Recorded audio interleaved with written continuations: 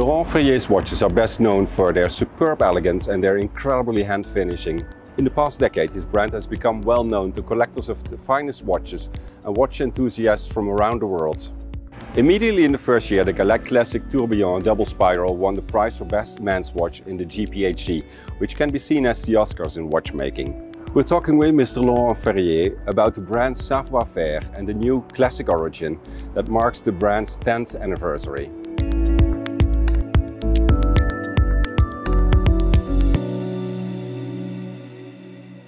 Je suis d'une famille d'horlogers depuis plusieurs générations.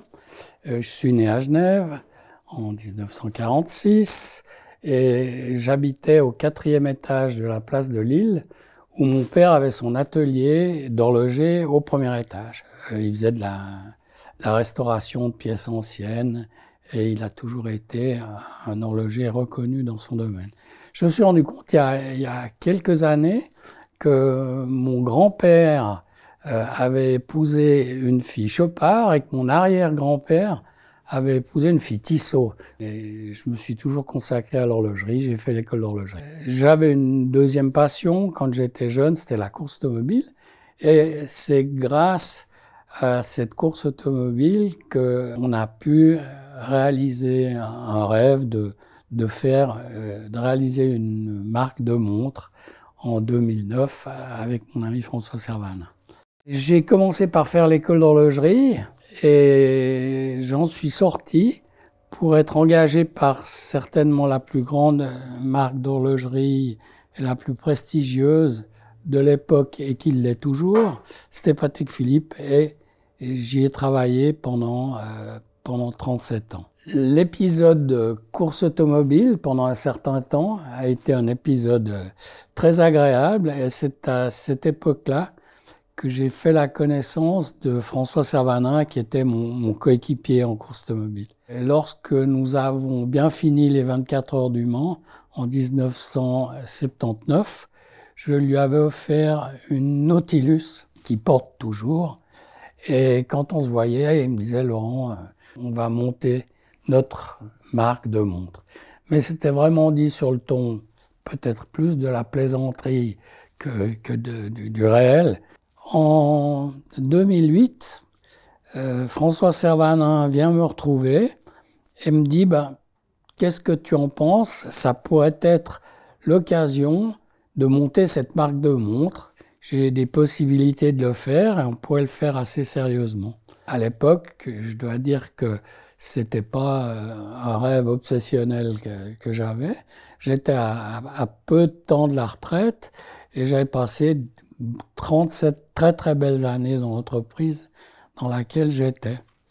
Et comme mon fils Christian travaillait aussi dans la construction des mouvements à la Vallée de Joux, je me suis dit que ça pouvait être une opportunité intéressante de faire quelque chose. En plus de ça, François Servanin, qui n'était pas un collectionneur de montres, n'avait aucune demande particulière et il nous a donné carte blanche pour faire vraiment la montre qu'on aurait eu envie de faire. Alors voilà, la première pièce que nous avons réalisée était le Galec Tourbillon double spirale, qui était vraiment la pièce que j'avais envie de posséder. Ça veut dire un mécanisme tourbillon qui est sophistiqué, mais qui n'est pas des complications extrêmement délicates et vraiment compliquées.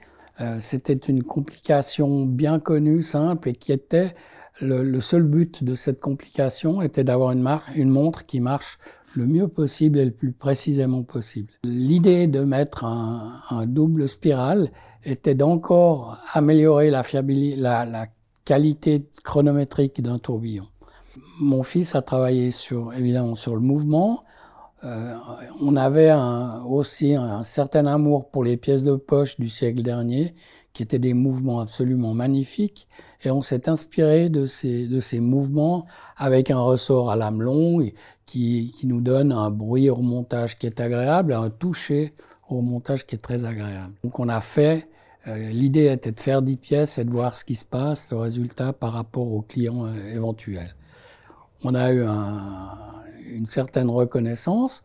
On a gagné le Grand Prix de l'horlogerie en 2010, ce qui nous a donné un coup de fouet vis-à-vis des collectionneurs qui était extrêmement intéressant. La suite, nous avions une demande pour avoir une pièce un peu plus accessible.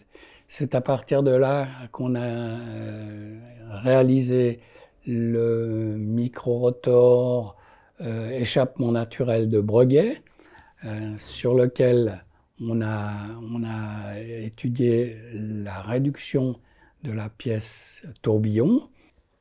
De là est sorti quelques variantes, dont la Square, dont le Traveler, et ça nous a amené au niveau de ces formes à la pièce que nous sortons actuellement, qui va être pour nous un grand plaisir. Et c'est vraiment l'évolution du tourbillon au micro-rotor échappement naturel jusqu'au mouvement classique 3 aiguilles, cliquet, lame longue, échappement en encre suisse. Aujourd'hui, nous avons sorti la pièce origine en titane, qui est en fait la même suite qu'a eu le micro-rotor après le tourbillon. Ça veut dire qu'on garde la même philosophie et on arrive avec un prix un petit peu plus accessible.